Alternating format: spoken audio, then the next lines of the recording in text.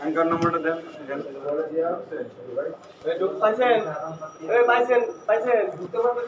এটাই তো সার্ভারের সমস্যা মনে হয়, এটা আমি লাইন তো হুট করে অফ করে দেয়, সমস্যা তো এখানে।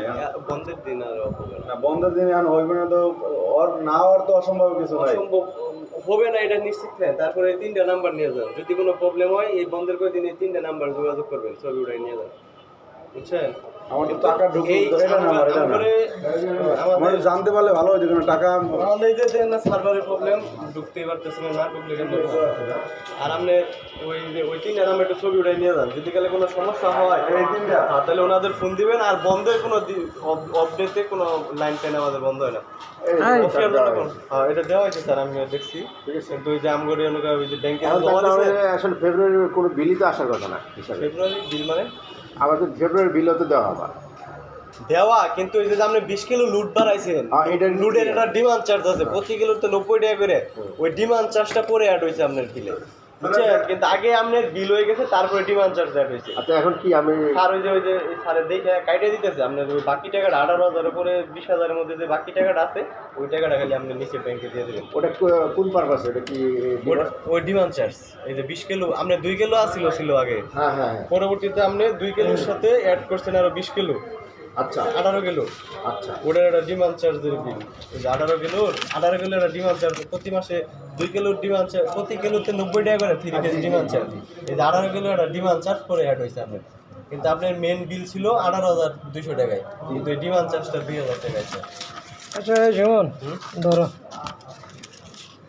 ওই কম্পিউটার অপারেটর 500 টাকা দিয়ে দেয়। তুমি ওই স্যারের সাথে কথা বললো, তাহলে যদি স্যারের দেয় তোমার বিকাশে দিয়ে দিবে। তাহলে এটা কি একসাথে ডিমান্ড চার্জ হওয়ার কথা না? ডিমান্ড চার্জ কি দুটো হয়? কোনটা এটা? না এটা তো আমরা লুট তুমি আর ইয়ে করো না, আমার স্যার টাকা ঢোকে নাই।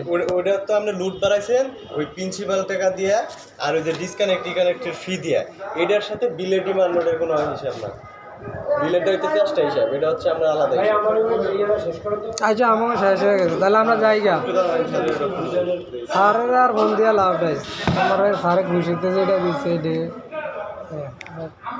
দুইটা ফাইলগুলো 1,000 টাকা আমরা দিলে আরে তুমি এনতে 200 টাকা দিয়ে দিও, তোমার তো এটা তো তোমার এক্সট্রা বকশি, কথা বোঝো না, আমি তো বোঝো না কথা তোমার।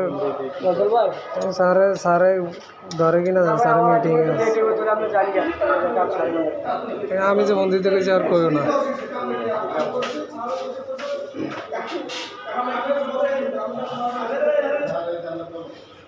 আসসালামু আলাইকুম স্যার। স্যার ওই স্যার উনি তো 1,000 টাকা দিয়ে স্যার ওই যে কম্পিউটার অপারেটর আছে স্যার, ওই যে বিল বানাইছি স্যার, 2টা খালি একটু অত 2,000 টাকা দিয়ে দিতেন স্যার। হ্যাঁ স্যার, সব জমা তো হয়ে গেছে।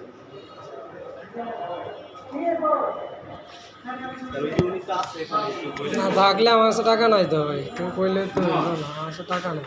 আরেক বাইরে 200 টাকা দিস তো ভাইয়া, আপনি 200 টাকা দিস, আরেক বাইরে 200 টাকা। ঠিক আছে স্যার, তাহলে স্যার আমার এই বিকাশ নাম্বার আছে স্যার, এটা যদি আমি দিয়ে দিতে তাহলে স্যার এটা দিই স্যার।